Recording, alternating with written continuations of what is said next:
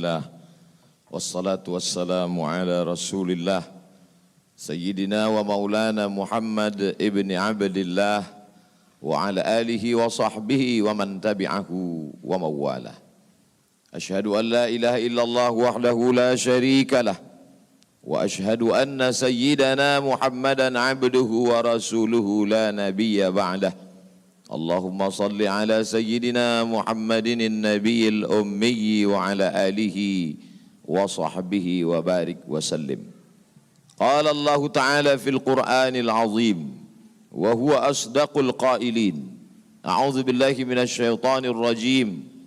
Ya ayyuhalladzina amanu taqullaha haqqa tuqatih wa la tamutunna illa wa antum muslimun. Wa qala ta'ala fi ayatin ukhra. Ya ayyuhalladzina amanu taqullaha wa qulu qawlan sadida yuslih lakum a'malakum wa yaghfir lakum dhunubakum wa man yuti'illaha wa rasulahu faqad faza fawzan 'azima. Ibadallah, usikum wa nafsi bitaqwallahi wa ta'atihi faqad fazal muttaqun. Wa kana mulkuhu 400 sanah. Begitu disebutkan dalam kitab sejarah. Wa kana mulkuhu 400 sanah. Dia berkuasa 400 tahun lamanya. Penguasa tunggal syarqan wa gharban. Dari mulai belahan timur dunia sampai ke barat. Tunduk dalam kekuasaannya. Lalu kemudian datanglah Nabi penyeru kepada tauhid menghadap penguasa yang hebat. Raja segala raja di atas dunia. Menyembahlah kepada Allah. Lalu apa jawabnya? Dengan sombong dan angkuh dia berkata, Arabbun ghairi. Arabbun ghairi. Adakah Tuhan lain selain aku? Adakah yang lebih berkuasa di dunia ini selain aku? 400 tahun membuat dia merasa bahwa dia Tuhan. Sampai-sampai keluar dari mulutnya, Arabbun ghairi. Adakah Tuhan selain aku? Lalu kemudian apa yang terjadi? Allah subhanahu wa ta'ala mengirimkan ba'udah. Dalam Al-Quran Allah mengatakan tidak malu menciptakan ba'udah, nyamuk. Inna Allah la yastahi ayyadriba masalam ma ba'udah. Allah tidak malu menciptakan seekor nyamuk. Wa ma fauqaha, lebih kecil daripada nyamuk. Apa yang terjadi?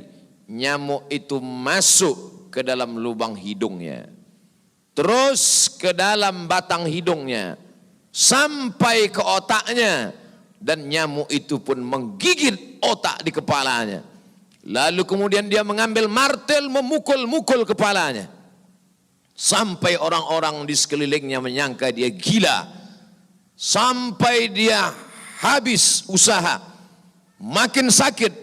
Tak dapat dirasakan. Tak dapat diceritakan. Tak dapat diungkapkan bagaimana rasanya. Dan akhirnya dia pun mati. Dicatat dalam sejarah. Dia bernama Namruz.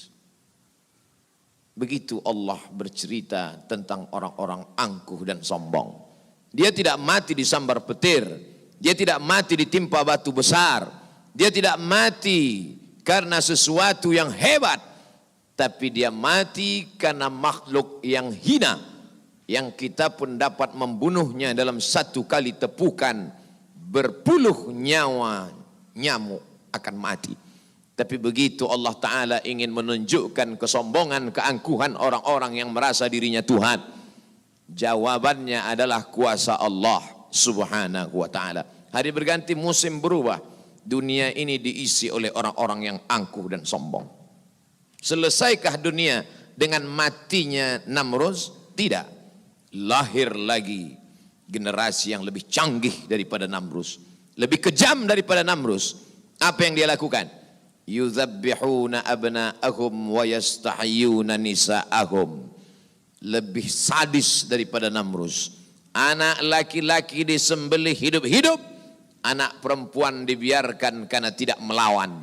Anak laki-laki yang dia nampak dalam mimpinya akan menarik mahkota kekuasaannya. Anak perempuan dibiarkan melahirkan. Sampai pada akhirnya ketika dia berkata dengan lantang, kalimat berbeda, substansi makna yang sama. Ana rabbukumul a'la. Ana, aku, rabbukum, Tuhan kamu, a'la, yang paling tinggi. Ternyata kekuasaan boleh bisa merubah makhluk merasa menjadi khalik. Orang kalau sudah terlalu lama berkuasa, melihat manusia tertunduk-tunduk ketakutan, maka berubah dalam dirinya, berkata, kaulah yang paling berkuasa, engkau adalah Tuhan. Itu pernah terjadi pada Namruz dan menular kepada Farao. Al-Quran menyebut dia Fir'aun. Ana, aku, Rabbukumul a'la, Tuhan kamu yang paling tinggi. Bagaimana cara Allah mematikan Fir'aun? Diceritakan dalam Al-Quran. Falamma adrakahul gharaqu, ketika dia tenggelam di tengah laut merah, masuk air itu ke dalam tenggorokannya dan masuk ke dalam lehernya, terus ke dalam dan masuk ke dalam paru-parunya. Sebodoh-bodoh anak kecil tidak akan ada air masuk ke dalam paru-parunya. Anak kecil yang belajar minum, kalau sampai air masuk ke dalam saluran nafasnya, dia pasti akan tersedak. Tersedak adalah kuasa Allah. Kenapa? Karena ada saluran nafas, ada saluran minum. Udara tidak akan mungkin diisi air, karena kalau sampai air masuk ke saluran udara, maka hancurlah paru-paru. Allah ciptakan satu kuasa bernama tersedak. Tersedak adalah kuasa yang paling ringan. Anak kecil yang tak ada daya upaya pun pasti akan tersedak. Tapi Allah ingin menunjukkan kepada Fir'aun, jangankan untuk menggenggam dunia, jangankan untuk membunuh Musa, jangankan untuk mengejar Bani Israel, untuk tersedak pun kau tak kuasa, wahai Fir'aun. Apa yang terjadi? Fir'aun mati. Kenapa Allah mematikan Fir'aun dengan air? Kenapa tidak dengan batu?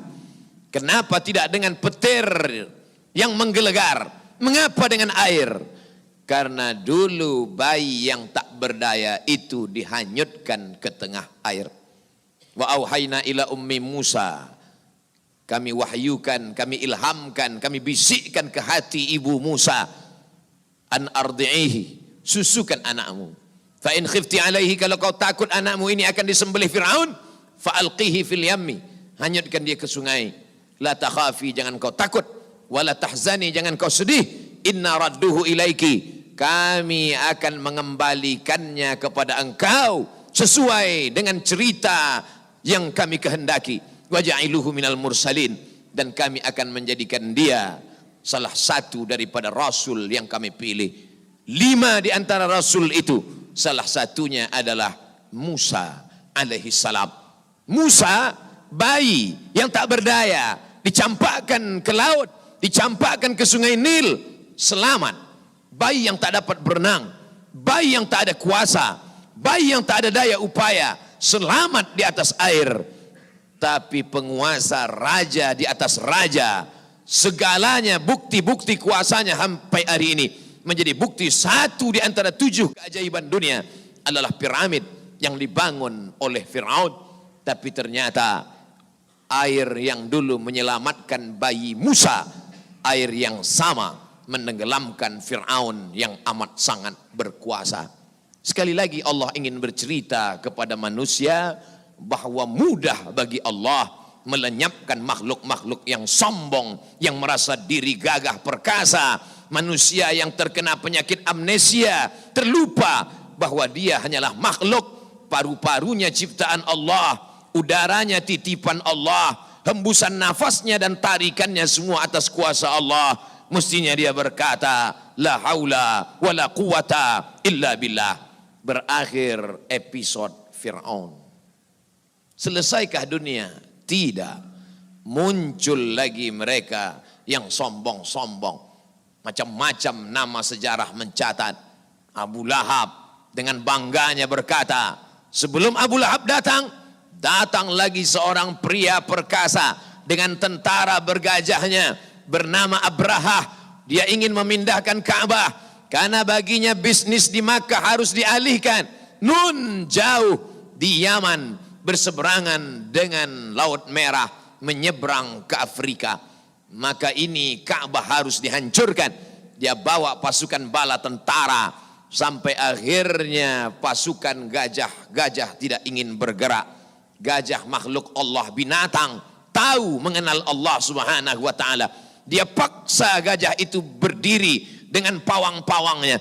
Akhirnya gajah itu berjalan karena amat sangat terpaksa dan di bawah tekanan. Sampai akhirnya apa yang terjadi? Datang Abdul Muttalib membawa kunci Ka'bah. Dia serahkan kepada Allah. Dia katakan di depan pintu Ka'bah, inna lihadzal baiti rabban yahmi. Sesungguhnya Ka'bah ini ada Rabb, ada Allah yang menjaga dan memeliharanya. Bukan aku yang menjaganya, kuserahkan kepada penjaganya. Inna lihadzal baiti rabban yahmi. Sesungguhnya Ka'bah ini ada penjaganya, kuserahkan dia kepada engkau ya Allah. Apa yang terjadi? Fa'arsalna alaihim tayran ababil. Kami kirimkan kepada mereka burung ababil yang dibawanya tarmihim, melontar, melempar mereka pasukan Abraha bergajah bihijaratin, dengan batu-batu min sijil, yang dipanaskan di atas api neraka. Apa yang terjadi pada pasukan Abraha? Faja'alahum ka'asfim ma'kul. Mereka seperti daun-daun yang dimakan ulat. Tahun peristiwa itu terjadi disebut dengan Amul Fil, tahun gajah, tahun kelahiran Sayyidina wa Maulana Muhammad sallallahu alaihi wasallam. Hari berganti, musim berubah, isi dunia sebenarnya itu saja, namanya berbeda, tapi sebenarnya makhluknya itu saja. Dia pernah bernama Namrus, dia pernah bernama Fir'aun, dia pernah bernama Abraha. Selesaikah dunia? Belum. Dunia terus berlanjut, melahirkan makhluk-makhluk. Ada yang rendah hati dan tawadu, ada yang zuhud dan ridha, ada yang mencari kemuliaan Allah, ibtigha'a mardatillah. Tapi ada yang dititipkan harta dan kuasa. Pertama dia merasa dia punya, lama-lama dia merasa alam semesta pun bersimpuh sujud di kakinya. Karena dia lihat tidak lagi ada orang yang berani mendongakkan kepala, tidak lagi ada yang berkuasa, tidak ada lagi yang berani bersuara keras, lantang, semuanya ketakutan. Sampai akhirnya dia berkata dalam hati, aku adalah penguasa jagat raya. Kemana mereka semua? Mati. Ketika penguasa-penguasa dunia modern dengan kecanggihan teknologi berkata, kami bisa menangkal gempa. Gempa sebagaimana apapun kuatnya bisa kami atasi. Ternyata begitu ujian Allah itu datang, bangunan yang mereka bangun porak-poranda, hancur berkeping. Datang lagi satu penguasa berkata, kami yang paling banyak jumlahnya di atas dunia, kami yang bisa menguasai alam semesta. Mana itu Tuhan? Mereka tak pernah mengenal Tuhan, karena mereka adalah komunis, karena mereka adalah ateis. Bagi mereka agama itu hanyalah candu. Orang yang terkena narkoba bagi mereka sama dengan orang yang dimabuk oleh agama. Karena bagi mereka agama ini hanya opium saja. Manusia yang stres, manusia yang depresi, lalu dia menjalankan agama. Agama bertentangan dengan komunis, agama bertentangan dengan keyakinan ateis. A tidak, T Tuhan, is keyakinan ateis, keyakinan yang meyakini tidak ada Tuhan. Mana itu Tuhan?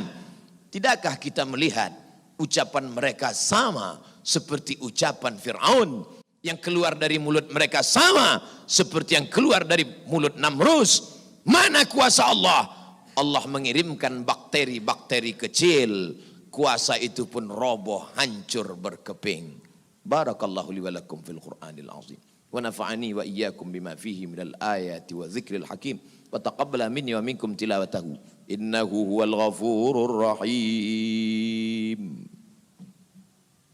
اللهم صل على سيدنا محمد وعلى آل سيدنا محمد.